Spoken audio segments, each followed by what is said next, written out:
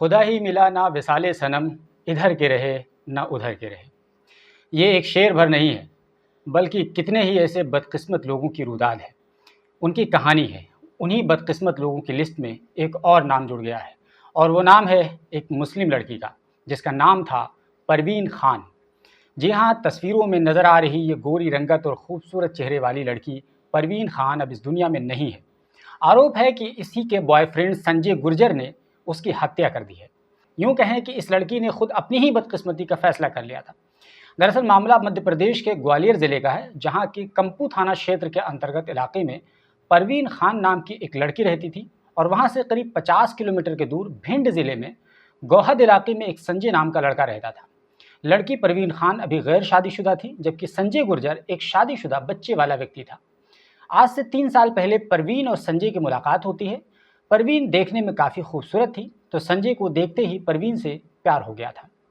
या यूँ कहें कि संजय शादीशुदा होने के बावजूद एक खूबसूरत लड़की को देखकर पिघल गया था और उससे अपनी हवस पूरी करना चाहता था। आखिरकार परवीन संजय के प्यार में गिरफ्तार हो जाती है। प्यार होने के बाद दोनों मिलने लगते हैं। मिलने मिलाने का यह सिलसिला काफ़ी लंबा चलता है, रिश्ता गहरा होता चला जाता है। 3 साल के इस नाजायज़ रिश्ते में वो सब कुछ हुआ जो आमतौर पर एक कपल किया करते हैं।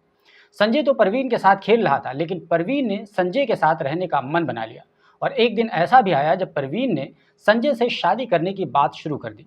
बस फिर क्या था, वही हुआ जो होना था। आमतौर पर इस तरह के केसेस में लड़के और लड़कियां पहले तो खूब मौज मस्ती करते हैं, लेकिन समय गुजरने के साथ जब लड़के का दिल भर जाता है और उससे वो दूरी बनाने लगता है, तो लड़की उस पल को बर्दाश्त नहीं कर पाती है और हंगामा वगैरह शुरू कर देती है, क्योंकि तब तक उस लड़की को एहसास हो चुका होता है कि अब तो मैं इसके बिना रह ही नहीं सकती हूँ, क्योंकि इस दौरान लड़की को जिस्मानी रिश्ते के साथ दिल का भी लगाव हो चुका होता है। लेकिन लड़का तो बस एक ख़ास मिशन से उसके साथ आया था, मौज मस्ती करनी थी। मिशन पूरा हुआ, कहानी ख़त्म। लेकिन लड़की तो कहानी यहाँ से शुरू करना चाहती है, और जैसे ही कहानी शुरू करने का इरादा करती है, कदम आगे बढ़ाती है, उसके बाद से ही ऐसी लड़की पर हत्या और इस जैसी दुर्घटना का साया मंडलाने लगता है। और वो दिन जल्द ही आ जाता है कि फ़लाँ लड़की को उसके बॉयफ्रेंड ने मार दिया, फ़लाँ लड़की की लाश झाड़ियों में मिली। अभी हाल ही में आपने देखा होगा कि बहराइच में किस तरीके से शीबा नाम की एक 20 साल की लड़की थी, जो अरुण सैनी नाम के एक लड़के के प्यार में गिरफ्तार होती है। और जब उसने अरुण सैनी पर शादी करने का दबाव बनाया, तो अरुण और उसके दोस्त कुलदीप ने मिलकर शीबा को रास्ते से ही हटा दिया और उसकी लाश को झाड़ियों में फेंक दिया। इसके अलावा न जाने कितने ऐसे केसेस हैं जहां लड़की जैसे ही शादी का दबाव बनाती है, उसके बाद ही हत्या की संभावना बढ़ जाती है। इस जैसे केसेस में अक्सर यही पैटर्न देखने को मिलता है। तो ठीक इसी तरीके का पैटर्न परवीन खान और संजय गुर्जर के केस में भी देखने को मिला है। जब परवीन खान संजय से शादी करने की जिद करने लगती है, तो संजय, जो कि पहले ही से शादीशुदा था, उसके बच्चे भी थे, तो उसने परवीन खान को रास्ते से हटाने का फैसला कर लिया। पहले तो युवक 3 साल तक उस लड़की का यौन शोषण करता रहा, या यूं कह लीजिए कि आपसी रजामंदी से लड़की अपना यौन शोषण करवाती रही। संजय तो केवल अपनी हवस पूरी कर रहा था, लेकिन परवीन को इतनी बात नहीं समझ में आई कि उसके साथ क्या हो रहा है।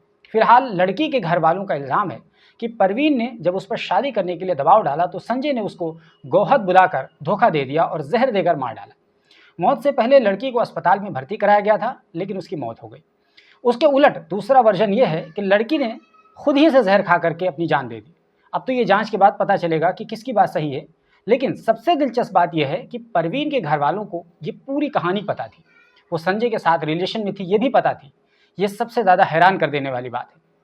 एक बात यहाँ पर भी अक्सर देखने को मिलता है कि लड़की के नाजायज़ रिश्ते के बारे में घर वालों को पहले ही से पता होता है। ये बहुत चौंकाने वाली बात है। लेकिन घर वालों का यूँ कहें कि बेशर्म भाई और बेगैरत बाप को कोई दिक्कत नहीं होती है कि उसकी बहन या उसकी बेटी किसी लड़के के साथ नाजायज़ संबंध बनाती है, और उन्हें फ़र्क तो नहीं पड़ता।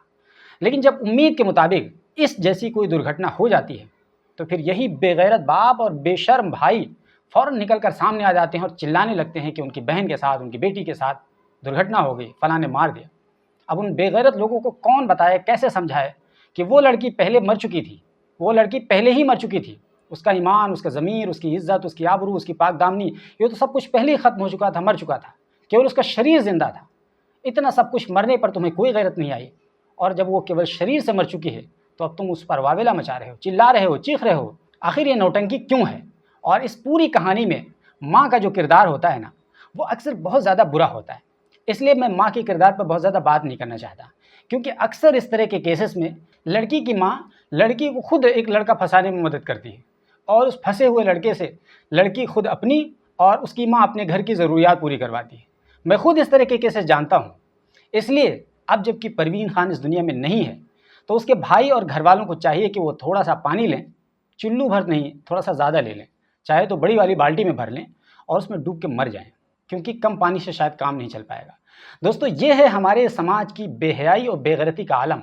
बाकी आप इस बारे में हमसे ज़्यादा जानते हैं। दोस्तों, इस तरह की घटनाएं जब सामने आती हैं तो समझ में नहीं आता है कि इस पर किस तरह का रिएक्शन दिया जाए, क्योंकि आम तौर पर देखा जा रहा है, एक पैटर्न सा बनता जा रहा है कि मुस्लिम लड़कियां न केवल ये कि नाजायज़ रिश्ते बनाती हैं, बल्कि रिश्ता बनाते बनाते वो मुर्तद तक हो जाती हैं, इस्लाम छोड़ देती हैं, अपना मज़हब छोड़ देती हैं। और इस्लाम छोड़ने के बाद, मुर्तद होने के बाद अक्सर ये खबर सामने आ जाती है कि उनकी मौत हो गई, उनकी लाश किसी झाड़ी में पड़ी मिली, उन्हें मार दिया गया, उनकी हत्या कर दी गई, वगैरह वगैरह। और ये पैटर्न लगातार देखने को मिल रहा है। बहुत से लोग इसको भगवा लव ट्रेप कहते हैं, बहुत से लोग इसको अलग अलग नामों से जानते हैं।